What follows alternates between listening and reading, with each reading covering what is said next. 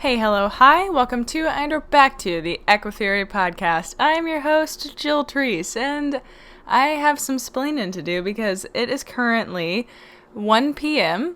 Central Time on Tuesday, November the 10th, and I'm supposed to be having had this episode posted at 8 a.m.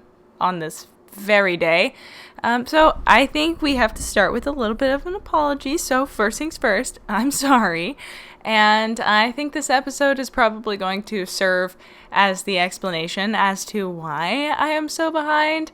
And I hope that you guys can forgive me. And this has not happened in a very long time. I couldn't tell you the last time. I just didn't get a post out on time due to my own error. So I'm sorry. But I think when I get into what this episode's about, which the title probably gives it away. I don't know what that is yet. But I hope that you will understand and forgive. So let's roll the music.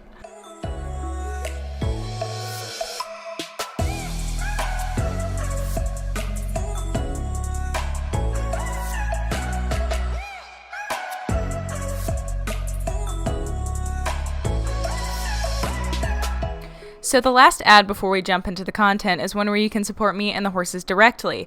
If you're willing and able, check us out at EquiTheory on your Patreon app or at patreon.com/EquiTheory. When you become a patron of the podcast, you can ask me questions that I'll answer on the podcast for just $5 a month. And at the $10 tier, you can receive merch and have access to live Q&A events, which means you get your questions answered in real time. And at the higher tiers, you have the option for phone call consults with me on air or privately, as well as access to online training with me depending on your tier. Sounds like a lot of fun to me. But lastly, you should know, should you decide to become a patron, you can cancel at any time or subscribe and unsubscribe as you please or as you're able. And if you can't support us through Patreon, no worries at all whatsoever. Listening alone is more than enough. I just want to say thank you to all the current and future patrons. Me and the ponies appreciate it endlessly. But anyway, I'm going to stop talking and we're going to get into the part where I talk about things that you're actually interested in. Okay, now that the preliminary stuff is out of the way, we're gonna get into this. Zuko's tail is fluffing up. Him and Wally have been playing like crazy. I tried to take a nap earlier. I know. That might enrage you a little bit if you were waiting on this episode all day, which I don't think a single person was. But I was trying to take a nap because I was really tired, and the cats were just in the cabinet. Like, Zuko crawled into one of my cabinets, and Wally was on the outside, and they were just playing footsie. And it was so annoying because the cabinet kept opening and shutting, and I was like, dear God, I just want to sleep. But anyway, so I guess I'm gonna get into it. So, why this episode is late is because yesterday I realized, like, days have lost their meaning because this past weekend I had to feed the horses, and there are about 30 of them that get grain, so I had to, make it up, drive around, feed everybody, then hay everybody, and then give everybody alfalfa, and then bottle feed our little cow that we have, and then make up feed, and then in a couple hours do it again. So this weekend was just nonsense of doing all of that and trying to stay on top of my homework and finish up one of my classes, which I did, woot woot. But then on Monday, I just really wanted a break. Just really wanted to be done, and then I didn't do anything that I was supposed to do other than take a break, and I decided that was okay. And then in the afternoon, I decided to go to my boss, Sunny's house, so I could do laundry because I don't have a washer and dryer here. So I did that, and then I got the notification from my professors that I had a Zoom meeting at 6 p.m. and I was like, oh shit, I'm gonna have to do that at her house again. So I did that, but luckily nobody showed up, so it was not a big deal. But that text reminded me that what is happening? Zuko's like upside down, rubbing himself on my shoes. What are you? No! No. You cannot. These are my shoes and you cannot have them. Sorry about that. Hear me scampering back to the microphone. This is my Air Forces. Those are the only pair of shoes that are ever on my feet outside of my work boots. But anyway, he was so cute. He was like rolled upside down, rubbing on him. He said, "My scent, not yours." But anyway, so yeah, I was busy, but when I realized that I had that Zoom meeting, I was like, oh shit, it's Monday. I've got to record an episode. But I didn't have any ideas, so I asked you guys on Instagram, and maybe if this episode gets a little boring, I'll go through some of them and answer them. But the predominant theme was life updates. Like 90% of them said give life updates and talk about you. How are you doing? So firstly, I appreciate you guys being interested, number one, because I feel like it's not that interesting, and number two, being concerned, because, oh my god, I have been having so much going on, and I just thought it might be worth talking about if, you are also perhaps a busy person and need to feel like you're not the only one that's losing their minds. It would help me as well. Either that, or if you are not having anything to do, then, live vicariously through my amount of busyness. But essentially, the things that have been happening, I don't know what I am doing wrong with cats, but Zuko, my kitten that I just got, 2-3 months ago, he has diarrhea out of nowhere. Didn't change food. I don't have plants in my house. There's no inside-outside access for them. They are inside cats. Like, I don't know. And I thought that the only thing that I could think of was that either the air freshener I use, because I live in a really small house, and I was like, okay, so the air freshener could be, like being stinky, and I don't know what I'm talking about because I'm listening to a weird sound that's happening. I think I don't know what that is, but anyway, I thought it might like be upsetting their stomach because, when you spray it, it gets stuck to the floor, and then they walk in it, and then they lick themselves, and the internet said that that's a possibility, and I was like, okay, so maybe that's it. So I quit using air freshener, which has not been fun. Didn't appreciate that, because now I've got because I live in a really small house, and I'm predominantly always in the room that has litter in it, and my other options are either to put it in my bedroom, in which I know my cats, and if I did that, they would jump straight from the litter box to my bed, getting litter all in it, and I'm not okay with that, and putting it in the bathroom, and I don't like getting out of the shower and stepping in litter, or my bathroom doesn't have like an AC unit or a fan or anything in it, and it's already like really stuffy in there, and it's not a good place to have a litter box because it would smell really bad. So my only option is to have it at the very front of my house, and so I've got like this it's like baking soda, but for litter boxes, and some litter box safe spray. So I'm hoping that will agree with them more, and I know it's like not what you're supposed to do, but I switched foods to a sensitive stomach formula, and finally, because I was hoping that like just making environmental changes would help, but it hasn't. So I took a fecal to my vet, and they were like, well, we don't really know, but here's this, and they handed me this bute tube, essentially. I'm talking about, like what you give to horses, the oral medication, and the tube has a lever that you like push into it. I guess it's not a lever, but like a whatever, and you roll the little dial down, and it made me laugh so hard, but also concerned me a lot, because I started, because on those medicine tubes, they always have the dial down at the very bottom, and so I start rolling it all the way up to number 1, because they said to give each cat 1 cc a day. Actually, they said a milligram or something, but I always do cc's because that's what's on the thing. But they said to do that, and so I start rolling it down, and the vet tech goes, whoa, no, that's too much. And I was like, what? I was like, I haven't even done, I'm rolling it down to 1. And she was like, no, and she took it from me and then rolled it back up to 29, like it had 30. And I was like, lady, how are you not giving the entire tube to the animal? And she was like, oh, that's just how the other vet tech showed me. And I was like, I use these tubes all the time, and you move the stopper down so that when you push it in, it'll stop at the right amount. And she was like, oh yeah, well, I'm still learning. And I was like, you're going to kill something doing that. You can't tell how much you give anything if you do it from the opposite direction. It didn't make any sense, but I thought it was funny. It made me laugh, but also concerned me a lot. But anyway, so that has been happening, and Zuko is still frequenting the litter box. I just got the medicine yesterday, so I'm hoping that'll help, but he's in there right now, so I'm inevitably going to have to stop and go cover it up and make sure he doesn't have anything on his paws and track it around the house like he's been doing for the past 2 weeks. Okay, I have returned, and what do you know? He did step in it and tracked it all over the house, and I had to clean it up. And I learned something about ADHD because I'm in a Facebook group about it, and I saw this post from a mother, and she was like feeding her child, and she's up on a high chair and got like a tray in front of her, and it had a bunch of pieces of pizza, and then she had a cup of water that she had evidently dunked a lot of the pizza in, and the mom like was shielding one of her eyes, looking at her child, and then like turning her face away so the child obviously couldn't see her, and then was like gagging. And I was like absolutely blown away because like I understand that some of you might be like, what the hell? Like that's so rude. Like what does that do to the child?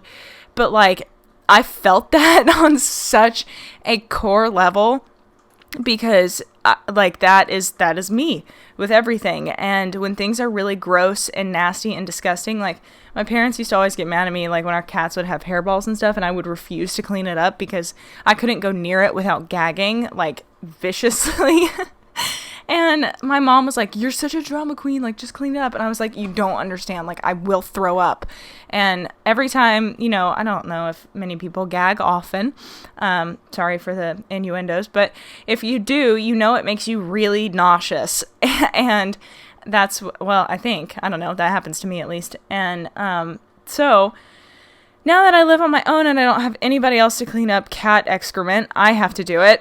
And every single time it's like I'm gagging and nauseous, and it's just been like that because I had that problem with Archie, and then he moved and he was fine. So I was like, okay, it has to be something I was doing. Something was wrong, and I feed a high quality food, and I'm even considering switching to a different brand that like it's a subscription service that has high quality like real food instead of kibble.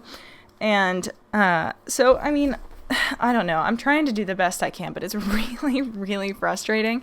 And it's gross to me. And the same thing with the baby cow. Like, I tweeted about this, and a lot of people related. But, like, the little baby cow, he is just absolutely disgusting.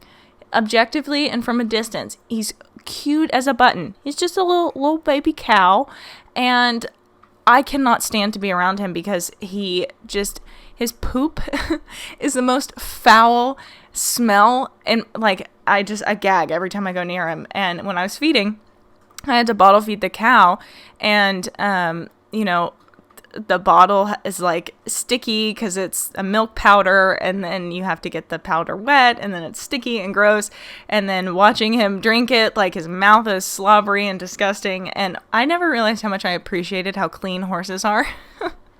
Like they're so clean, they're not slimy, and even when they sneeze on you, it doesn't really bother me that much. But like it's just like when I feed the cow, I have to stick my arm in the bottle through the door and then pull the door shut so like it's shut on my arm and there's just a crack because I cannot stand it. I hate it. And I thought I was the whole time, because the other component that I've never really talked about before, because I thought it was just me and that I had like a personality defect, but I get like disproportionately ragey, if that's a word, but I want to kill something. And I don't mean literally, because I never would, but like it when I get really grossed out or really, really annoyed, it pushes me over threshold and I feel like I'm going to explode. And, when I saw that post on Facebook of the mother like gagging at her child, and initially I was like, is that good? And then I was like, wait, that's me though. Like I've always been like that around kids. I think they're absolutely disgusting. And I know that people are like, oh, you'll grow out of it. But I learned that because people with ADHD have sensory problems a lot of the time.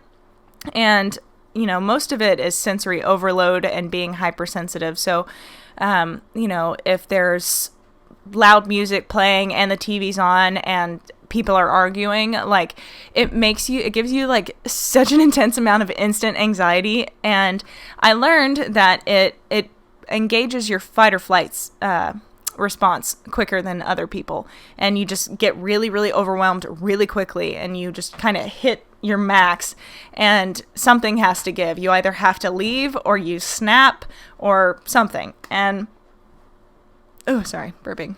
All that talk about vomit.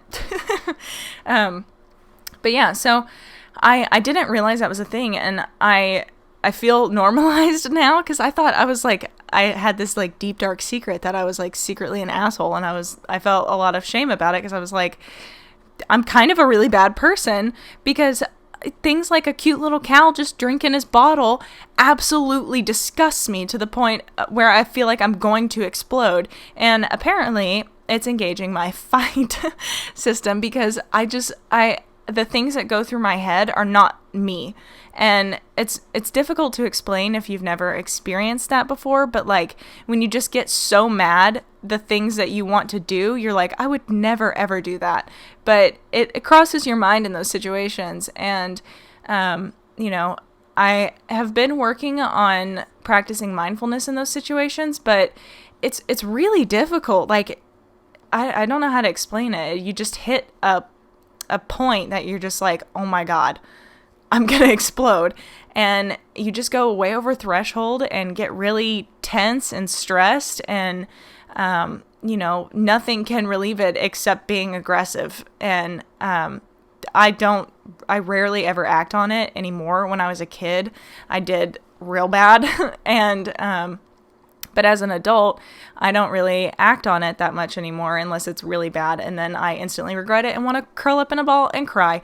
But when I was a kid and I would ride and I would get really, really frustrated or overwhelmed, that's why I never rode with a whip at home, because I would get aggressive with my horse, and then I would end up on the ground crying about it because I was so upset that I'd done it. But I didn't have the impulse control to stop it when I was younger, and the impulse control is a lot better as an adult. But it's still, I have that urge, and it's hard to fight it. And I don't know if anybody can relate to this at all, but apparently it is a normal thing that happens. And a lot of people in the comments of that mother were suggesting occupational therapy, which I guess would make sense, because for a lot of people it sounds like chewing, and just like a lot of sounds that most people don't like.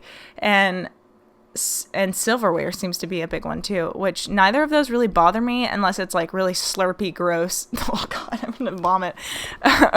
Chewing, I cannot. But like slurping soup doesn't bother me. But like if you're eating something and I can tell there's a lot of spit in there, like it's really just like how gross it is, not like the sound itself, if that makes sense.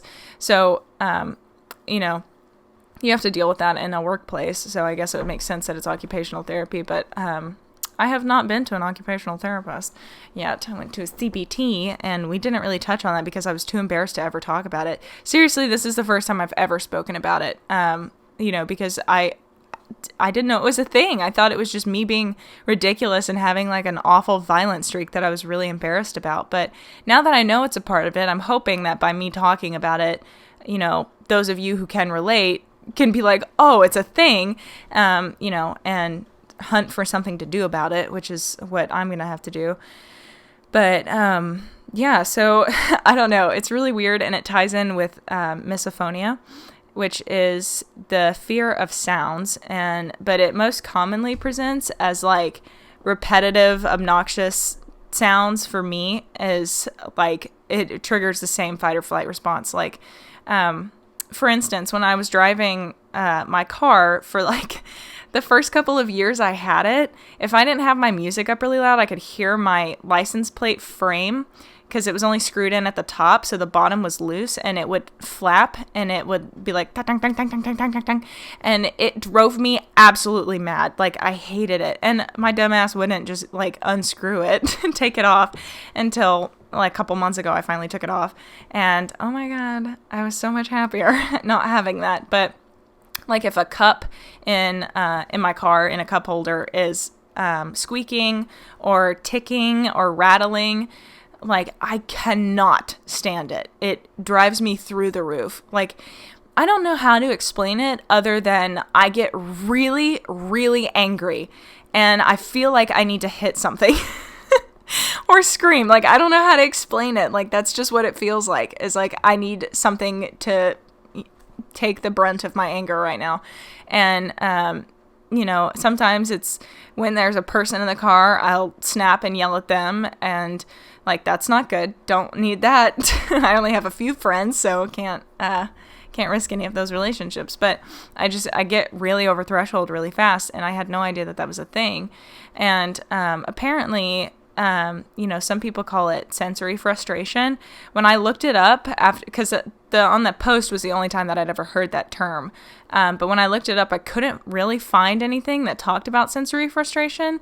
So I don't know if it's more hypersensitivity or a sensory processing disorder. That's also a thing. But it's interesting because my mom has misophonia too. She's like really, really bothered by ticking and obnoxious little sounds.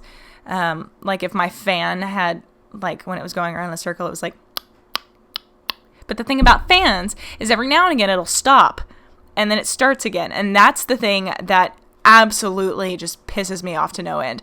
Like it'll be like, and when it, like the whole time it's stopped and I'm waiting for it to happen again, I can feel my temperature rising. And then when it happens again, it's like, I'm going to scream. And I don't know why, because I can recognize when I'm talking about it, like that's fucking ridiculous. Like nobody should have a reaction like that. That's so dumb. It's just a fan ticking, but I can't stand it. And I can't help the physiological reaction. And, I'm hoping that there's maybe a therapeutic outlet for that, but I haven't noticed a difference in that particularly with the ADHD meds. And I don't know that they would. I think I will say that they make it easier for me to tune it out, but if I notice it, then it's game over. I can't unnotice it. So, if it had been happening and I wasn't paying attention to it and I'm like focused on whatever I'm doing, I could go all day without noticing and be fine. But if I catch it, then it's we're done. I have to fix it, or it'll drive me insane, or make me violent. And I'm really not a violent person. Like the things I advocate for with writing, the way I interact with other people is very much the same as how I talk on this podcast. Like I do not, I don't incite conflict. I don't like it. But oh my God, give me an annoying sound or something really disgusting that I have to deal with. You're meeting another Jill. But anyway, all of that was to say, wow, that was a really long time of me talking about it. I just looked at my time counter thing. But I thought it was interesting because I didn't know that was a part of ADHD. And I'm really interested to look more into sensory processing things because, I don't know how much, because I don't really like words like disorder and illness and things like that. Like saying mental illness bothers me because I feel like, I don't know, I guess in some cases it makes sense, but also in others I'm like, I'm just a person experiencing things, and so many others that deal with different things than me and have different perceptions due to how their brains work doesn't necessarily mean that they're, that they have a problem with them.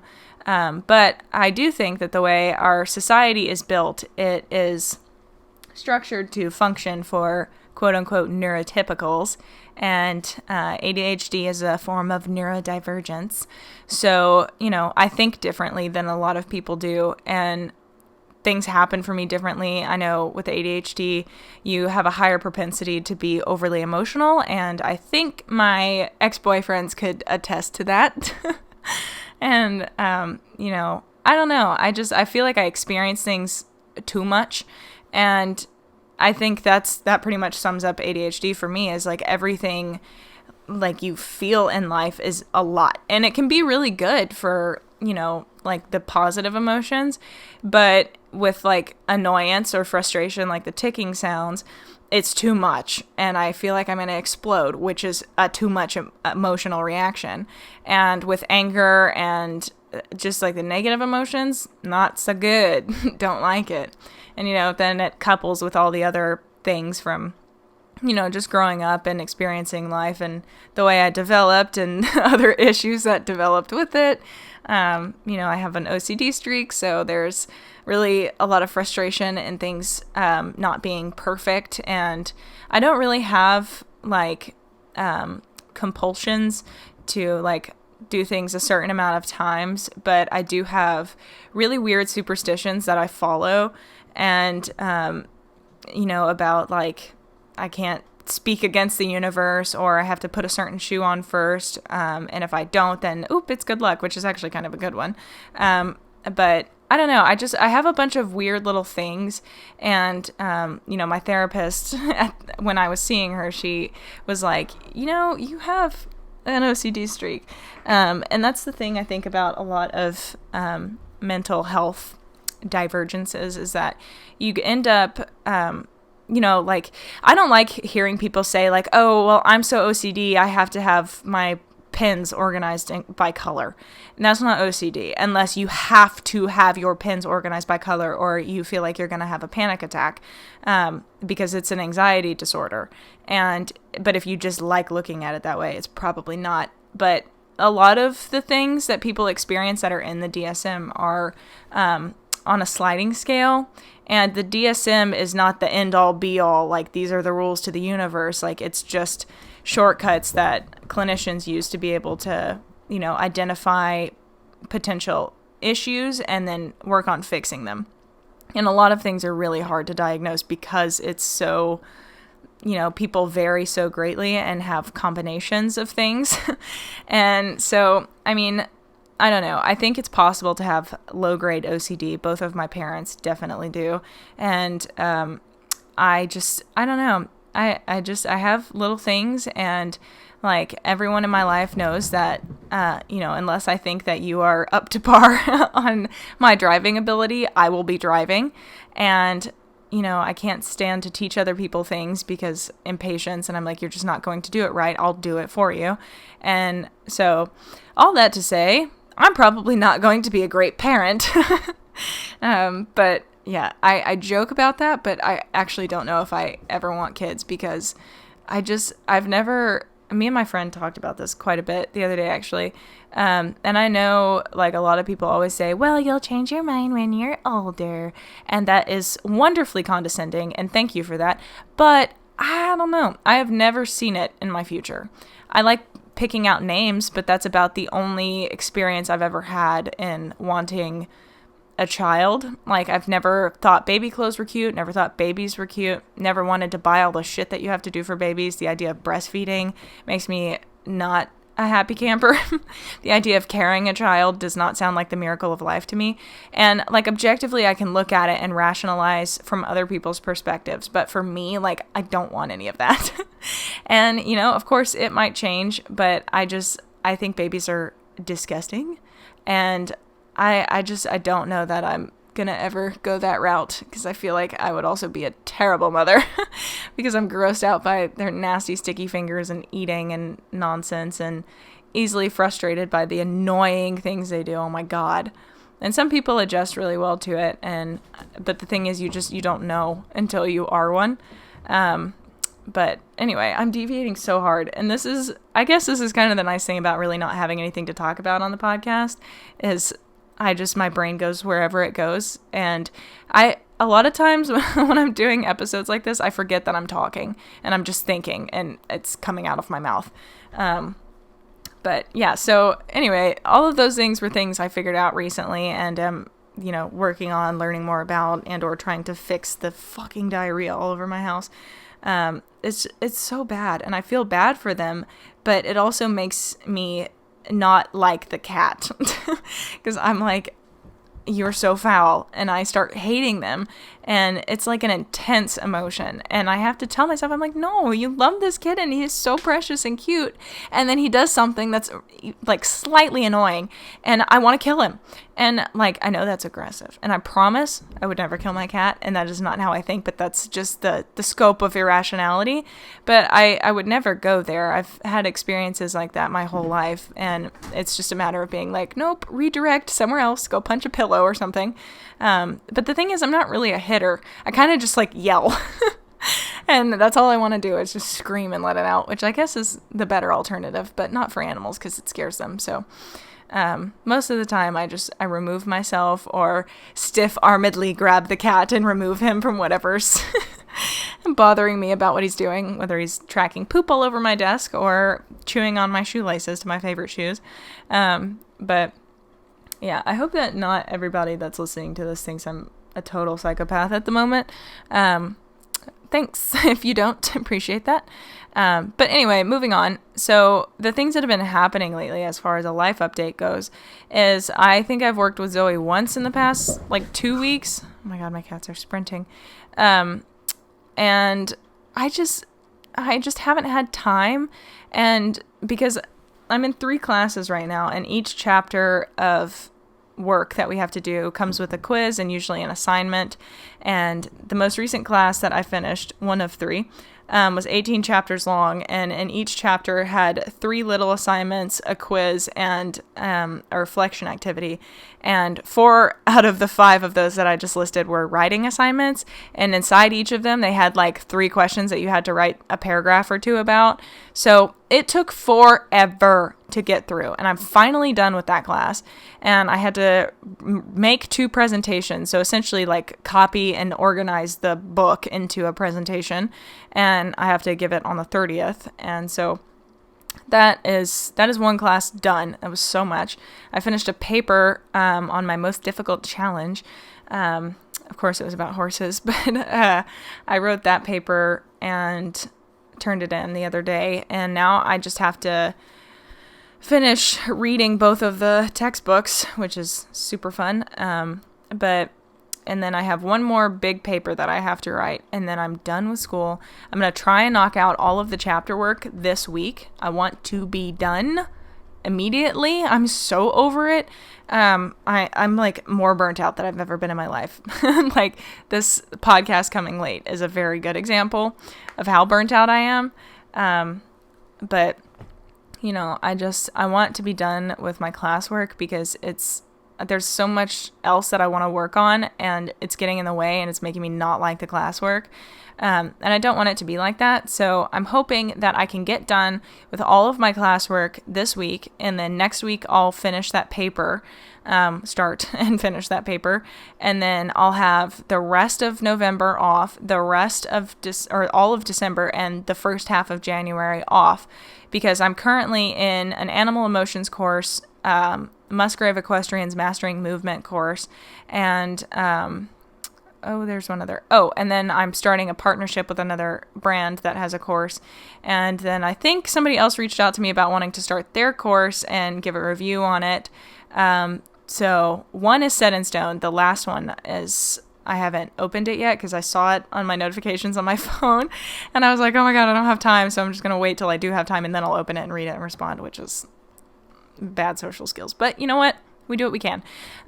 So I'm trying to get through everything so that I can work on all of that material, because I'm really interested in it and I want to do it. But every time I start on it, I'm like, oh my God, I have to do this and I have to do that, blah, blah, and I can't just like be in the moment. So since school is the predominantly important one, I'm like, okay, I'm going to get this done, and then I'm going to focus on everything else.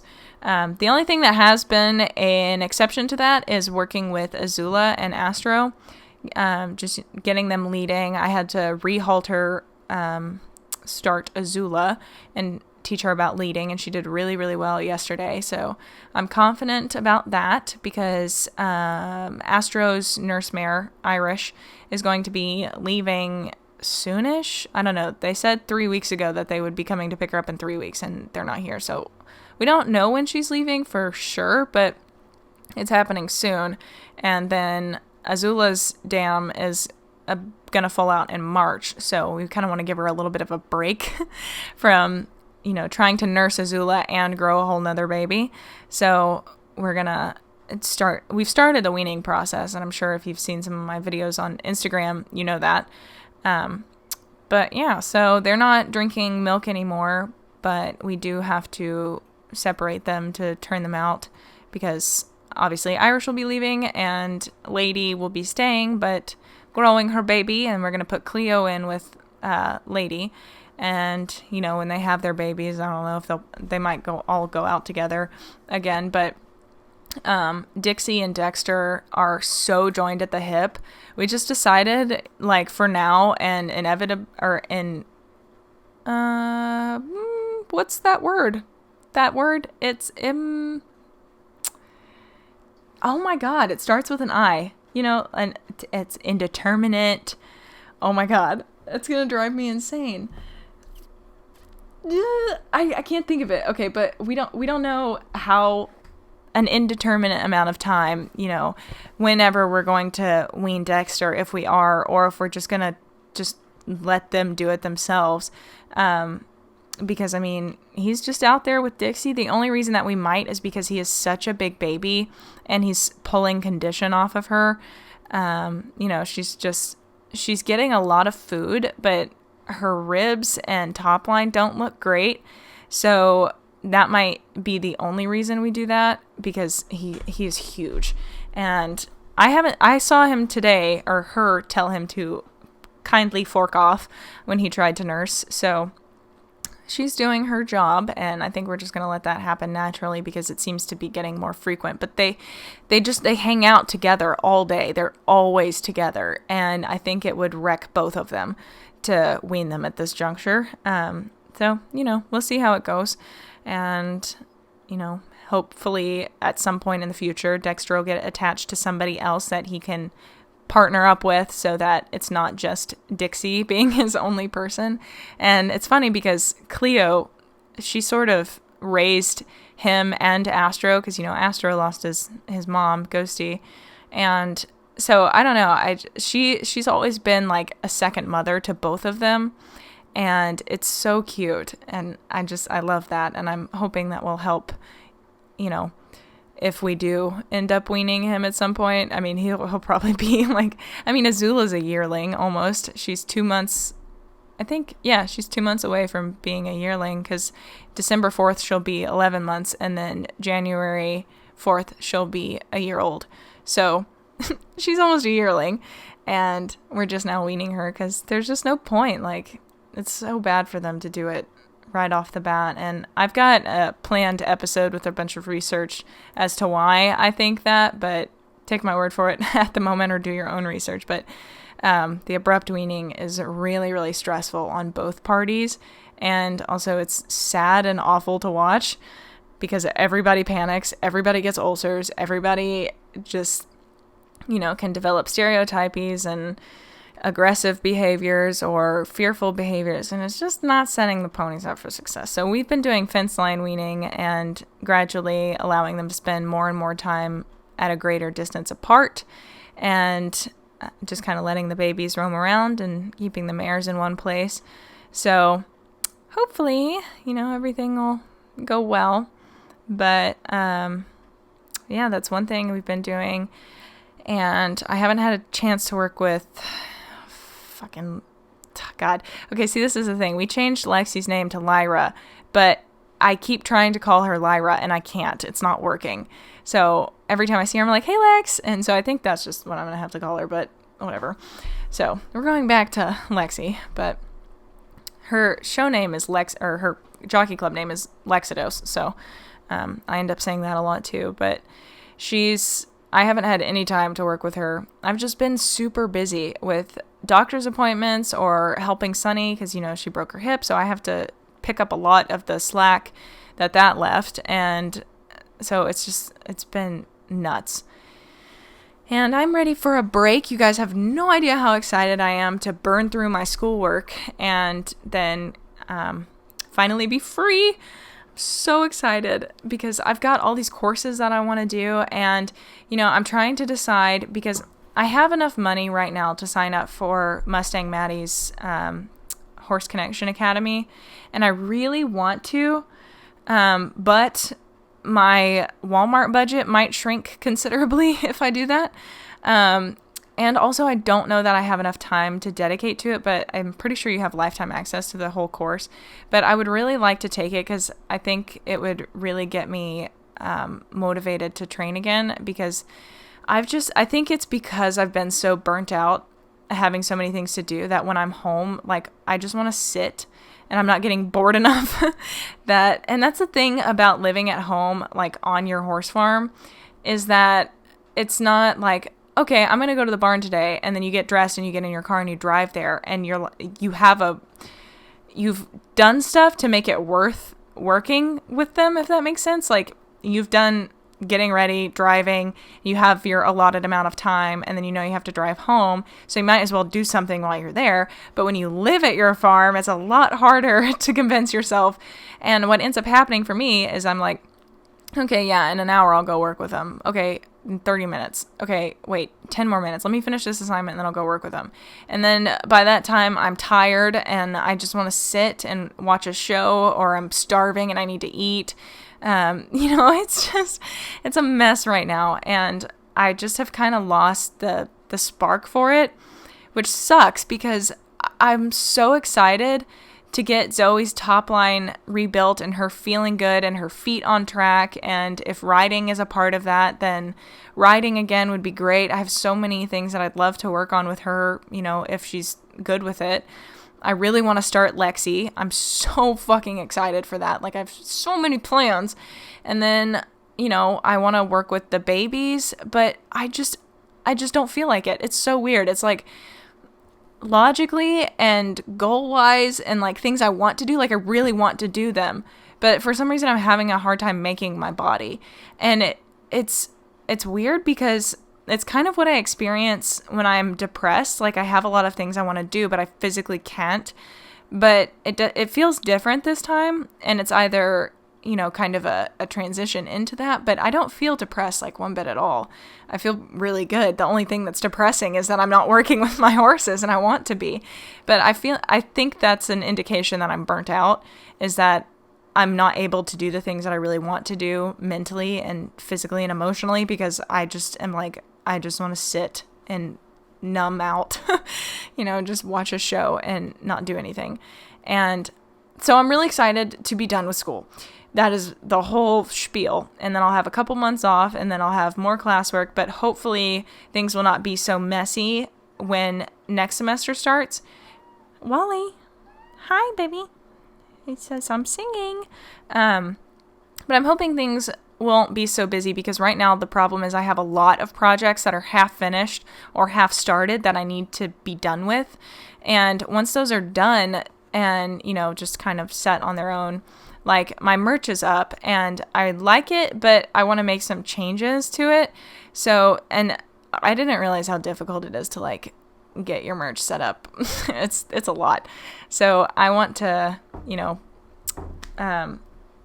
I want to make sure that that's all squared away, and that's something that I can't do while I'm doing anything else, because I have to actually concentrate on it, and it's difficult.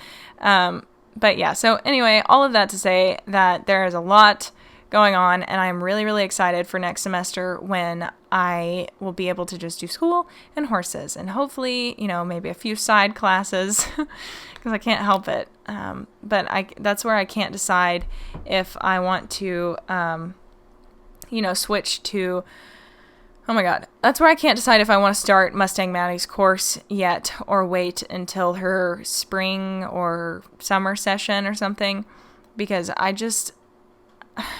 feel like I have too much going on, but I really want to do it because I'm hoping that it would help, but I don't know. Because I know when I took Little Pistol Annie's course, it was called the Liberated Horse. I know she took it offline, but I still have access to it. But she, it gave me so many ideas that I like had to go outside and do them right now. And that's the feeling that I really miss, because I just felt so much and was like so good with everything and excited, and I just haven't been feeling that lately. And I don't know if it's overwhelmed or burnout, but something's going on, and I'm kind of just trying to focus on one thing at a time and getting them out of the way so that I don't have 8,000 things that I'm trying to do, because that could also be something that's making working with the horses not so enjoyable, is that I'm not really there when I am working with them. So, there's that. There's something else I wanted to talk about. I don't know. I forgot what it was. Well, I guess there's the hoof clinic, which was really cool. I learned a lot about that. I would love to repeat everything I learned and like do an entire episode on it, but at this point it's really difficult, and I think we're probably just going to stick with having Alicia Harlov on at some point whenever I can figure out a schedule, because she'll be able to better articulate things than I can, because I have an idea, but it's like I have to be reminded to make sure that I'm right, if that makes sense. You know, like, I don't know, like talking about things that might need to happen. Like, I still want somebody to check my work before I do anything. And so I read the Pete Ramey book, and it was really, really good, and I want to read his other one. But now I'm reading the Essential Hoof book, and I'm trying to get through it, but it's really heavy material, and I was trying to be done with it before I went to the clinic, but that didn't happen, and now I've kind of lost the motivation to keep reading it, because I'm like, well, I already did the thing, but I need to read it, because I want to, and I want that information. Please don't step on my keyboard. And the other thing that's been happening is, one of the patrons, we had a call, and I talked to them about some books and stuff, because, you know, nothing ever ends up being about what we think it's going to be about, and we ended up talking about books and reading, and she was talking about Audible, and it convinced me to start it, and I started my, you know, free trial. I got my first book for free or whatever, and I read, or listened to rather, From Blood and Ash by Jennifer L. Armentrout, and when I had Audible forever ago,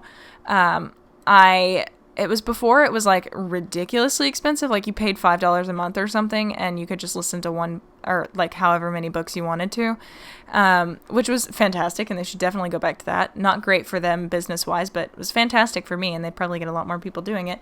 But anyway, so I listened to almost her whole series. I think it's the Onyx, Obsidian. Oh, it's the Lux series. Those are some of the other titles. I listened to it, and it was really good. So when I got Audible, I was like, what better way than to read From Blood and Ash by her new series? And so I started that, and oh my God, if you are not over an adult age, don't read that. It's dirty. But it made me really uncomfortable for the lady that's having to like narrate it, because I was like, oh, you poor thing, how are you not giggling? But anyway, it was really good, and I enjoyed it. So then, of course, I had to become the $15 a month member so that I can read and listen to more books and keep going in the series. And I think that, you know, it's really unfortunate, because I love reading. I really, really do. And I have a book that I read every night before bed, but, you know, I can only get so far before I'm like, okay, you need to go to bed. And so when I'm driving or whatever, podcasts have kind of, you know, I go through phases where I prefer music or I prefer podcasts, and I've been kind of bored of both lately. So having an audiobook was really, really, sorry, burp, caught me off guard. But it was really nice, because now I can like listen to that. And then when I was feeding the horses, like I listened to all 20 hours of that book from like Thursday through yesterday is when I finished it. And yesterday was Monday. So I listened to 20 hours in like 4 or 5 days. So there's that. But speaking of music, I really have been enjoying the song that it was so random, because I deleted TikTok forever ago, right? And I just was like trying to look for something to listen to on Spotify while I worked, and I clicked on like random playlists, and it was like, oh my God, what's her name? Addison Rae. It was like Addison and her mom's favorite jams or something. And one of the songs on there, like I liked one song on that playlist, and it was Unruly by Loner, like Lonr . And oh my God, like, I really liked that song when I first heard it, but then I, like, didn't listen to it for a while, and, like, I'd listen to it a little bit here and there when it was on my playlist, and then, just recently I've started listening to it, and, like, when I drove to my chiropractor this morning, I listened to it, like, 3 times in a row, because it's so good. I don't know why. It's not talking about shit, but I love the vibe of it. And I've also started watching that Explained show on Netflix. They have, like, The Mind Explained, Sex Explained, Explained. Like, they have a series. They're each different individual shows that have different episodes and stuff based on the topic. But their theme song is really good. And I looked it up and I listened to that too, because it doesn't have words or anything. It's just got a cool tune, and I appreciated it. But yeah, so that's some things that have been happening. I just finished Blacklist on Netflix. I had already watched up through, like, season 5, but I had to restart because I forgot what happened. Perks of having ADHD, every time a new season comes out, I have to rewatch the whole thing because I can't remember to save my life. But yeah, so I think that's a lot of what has been happening. My car's been having a lot of issues. This really fun thing happened where I pulled out of our driveway and my car just shut off, it was super exciting. I loved that. I don't know that my key was started all the way, but I don't think my car will start and shift if it's not correctly, turned or in all the way. But it's also been having computer issues, so that could be it. But I don't know, that was scary, and I did not like it. But yeah, I think that's a pretty good summary of all the things I've got going on. Just a lot of cat diarrhea, nasty cows, learning new things about ADHD, trying desperately to finish school so I can focus on horses. And God, I would kill to have time to make another Spotify playlist. Like, I used to do it month to month. Like, every single month I would make a new playlist. Well, initially, when I was in high school, I would make a slow songs playlist and, like, a hype songs playlist per month. So I've always kept an archive. So since 2014, when I started using Spotify, every time I made a new playlist, I would put all of the songs from the old playlist in the whatever year it was, like 2015 archive. And so I would have all the songs from that year. Are we OCD and do we hoard? Both things, yes. It's mostly I hoard things that I think I'm going to forget. I don't hoard, like, sentimental, like, physical, tangible things, but names of books and shows that I like, I have a list in my phone because I don't want to forget. And the same with my Spotify. And so, I don't know, I just always thought that was interesting. But I haven't made a new playlist in months because I haven't had time. And I really want to, because I want to explore more songs that, because I feel like that's another thing that was always a big part of my life, was having songs and music and being able to vibe and rock out and get excited about new songs and whatnot. And not having that, I feel like something's missing. So, today I might take some time and, go through my release radar and Discover Weekly and some Addison Rae's playlist and see if I can find some new bops that I can jam out to. But anyway, I think that is about all I've got. A few parting words of wisdom, I guess, is make sure you're taking care of yourself and you're doing things that make you happy and not just doing out of obligation like I am, because I can tell you one thing's for sure: it does not make you happy and it makes everything suck. And then you can't actually pour yourself into the things that you love.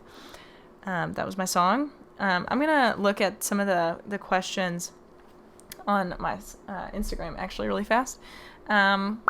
So that is always my thinking sound. Oh, I wanted to talk about YouTube. This is why I checked it. I thought it would remind me. I am planning that over the break I will be able to get more active on YouTube.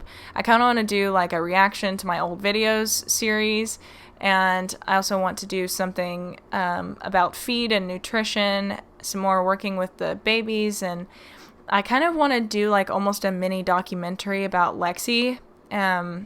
I don't know how feasible that's going to be for me mentally, but I would really love to document her journey and, just us working together and my thought process and the things we go through, and I think that might be a cool thing to throw on YouTube and just have it be like an hour or two long when we get to wherever we're going. I think it would be cool, but I also don't know if that would be a YouTube thing or not, but we would see. It's an idea that I have in the works, but anyway, I think that is pretty much everything that I need to say about YouTube. I really want to get back into it. A, because I'm broke as fuck and need money, but B, because I miss being creative and enjoying things. But a lot of these questions, like, it makes me sad because so many of them I have answered in, like, very recent episodes, and I'm like, bro, go listen to all of my episodes. What the hell? How dare you suggest I talk about anything without listening to everything? I'm kidding. But I'm just like, I already answered this. And it makes me sad that the people don't know, Oh, something just knocked on my door. That was frustrating.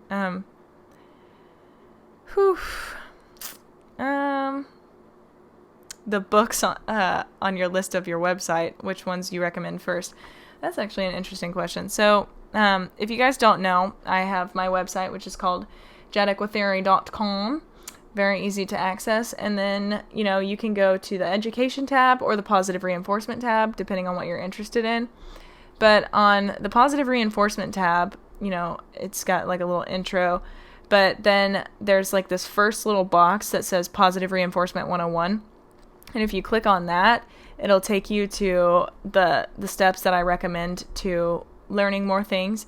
So, it starts with like read my glossary, so you know all the terms, and then pick a beginner book. And I have a little list of books that that I recommend for beginners. Then some podcasts and some videos, and just like getting you started. And honestly, I need to work on it a little bit, but it is there, and my glossary is pretty extensive, and I've got like everything from academic articles, books, podcasts, online communities, online courses, training gear, training videos, and then 3 blog posts about the clicker, how to start, and if it's just a fad, which I guess is kind of, it's funny because when I wrote that piece, actually, when did I write that? I know I wrote it in response to someone's blog. I don't remember whose it was. I wrote it May 18th, 2019, so it's almost been a year. No, it has been a year. Jill, so bad at math. But back then when I first started it, everyone was like, oh, it's just a fad like everything else, like Liberty, it'll pass. And it hasn't. It's crazy because I think a lot of people started realizing it's based in research and science and like indisputable evidence, and so it's becoming more like, I don't think anybody's looking at it like a fad anymore, and if they are, they're uneducated. But it doesn't mean that they're uneducated if they don't use it. But nobody really that I know, I haven't seen anybody say, oh, it's just a fad, it'll pass, in a long time. But then on the education tab, which is one of my favorites, I'm working on building it, but you can click on topics, and over time, I'm adding more and more pieces to it, but like I've got anatomy and biomechanics, aggression, behavior, buying horses. I haven't decided if I want to put things like aggression under behavior, but I'm just thinking about things that people would want to know about, so I might not, I don't know. But then there's hoof health, kissing spine, nutrition, stall versus turnout, shivers, from that last episode I did about it, and you can just click on the picture and it'll take you to all of the resources that I've found about it. Some of them aren't ready yet, and I'm just like adding pictures. It's all under construction. Like I said, I just haven't had time, and that's one of those projects that's half finished as of late, I mean. But I'm working on it. But But yeah, I mean, another thing that I want to say, kind of before I wrap up here, is if you guys have any topics that you really want me to discuss, you can shoot me an email or DM me on EquiTheory on Instagram. And that way, like, if you have a specific training question you want me to answer, like my horse does X, Y, and Z, and I've tried X, Y, and Z, I don't know what to do, help. that question goes over to Patreon, and I can only answer it because I've made a rule, and I'm trying to be fair to everyone. It's $5 a month. You can cancel it anytime you would like, So skip a cup of coffee a month, and you can afford it, and then you can cancel it. Of course, if anything goes wrong, you can always send me an email, whatever. I'll check it, make sure we're all good. But with the topic suggestions, you guys can make them at any time. I know somebody did, and I've got it sitting in my DMs because I want to get to it eventually, but it just sent me hey, I know you've got the Patreon thing, but if you ever need a topic, would you mind talking about this at some point? And I was like, dope, cool. The problem is sometimes I'm not inspired to talk about certain things, but yeah, if you do that, then I'll put it on my list, and then keep it in the rotation of something that I want to talk about. I actually just finished up adding a lot of, because I asked on JETEquiTheory on my story what you guys wanted me to talk about, and I've added a lot of those, but, as I'm reading through them again, I'm having none of them I can really, answer right now because they would require, a full, talk about, and I might at some point, because I'm not opposed to answering people's questions. If I don't have anything else to talk about, it usually leads me into other things. So, there is a chance that if you have a question, I can talk about it on the podcast. But, a lot of people have been emailing me recently, asking me questions, training questions. And I'm like, I can't help you. And I don't know if it's because maybe the podcast is growing a little bit and they're listening to old episodes and then shooting me an email. Because in the old episodes, I used to say, if you have a question, shoot me an email. But I'm gonna have to curb that. But anyway, if you do want to become a patron, you can stop at any time. I saw a few of my beloveds have left, and just know that I hold no ill will toward you, but you will be missed, dear patrons. But I also understand sometimes, especially the higher tiers, it can be really difficult to keep up with that. But yeah, I hope that, even if you don't want any training advice or anything, if you would like to support, you can. But yeah, I think that is going to be about it.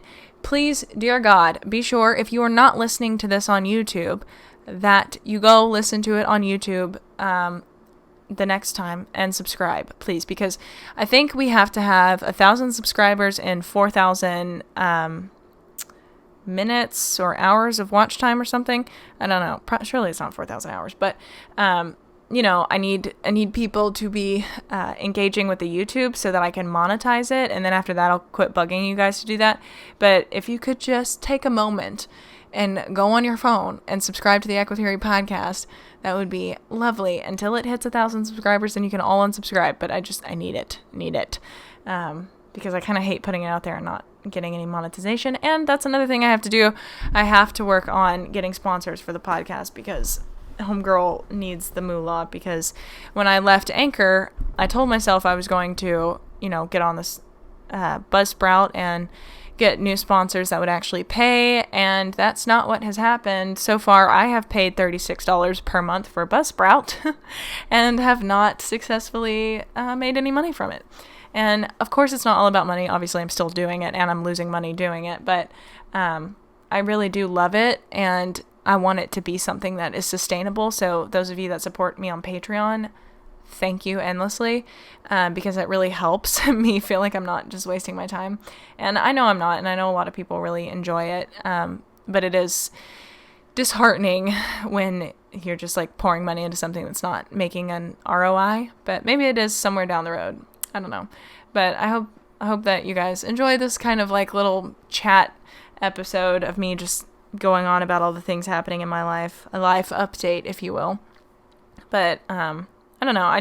There's been a lot going on, and I think that's why it was really hard for me to pick a topic about horses this week, because I really haven't been doing much with them. I've been working on leading with the babies, but that's about it. I've just kind of been running around with my head cut off, trying to get everything sorted and finished, and just stress, and I haven't had any time to be inspired or creative. So I appreciate that a lot of you really just wanted me to talk about what's been going on in my mental health, and like I said, I don't think I'm depressed. I think I'm just getting burnt out and tired and need a change of pace. And so that's what I'm going to do. I'm just going to pour myself into my schoolwork, get it wrapped up, knocked out, and be done with it so that I can focus on the things that I love and not have to be so stressed all the time. But yeah, I hope that you guys are able to do the same if you're struggling like I am. And, it'll be over soon. We're in this together, okay? But anyway, thank you guys for listening and tolerating me having this episode up late. Next Tuesday at 8, it will be here on time. I haven't missed an episode or uploaded late in a really long time, so this is bothering me. I broke my streak, but we will restart next week. So thank you guys so much for listening. Be sure to check us out on Facebook, Instagram, YouTube, and Twitter. All of those places at JETEquiTheory and EquiTheory. Same way it's spelled here, except Twitter, I don't have EquiTheory, the podcast. But everywhere else you can find me there. You can shoot me an email at equitheory@gmail.com.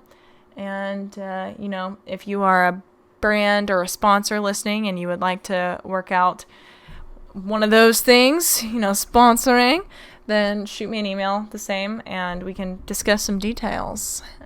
But yeah, thank you guys so much for listening, and I'm going to call it this week and go ahead and get this bad boy uploaded for you guys, and I'll see you next week. Thanks. Bye. I don't know why we ended like that. I'm very sorry. Okay, now I'm going to end it. Okay, God.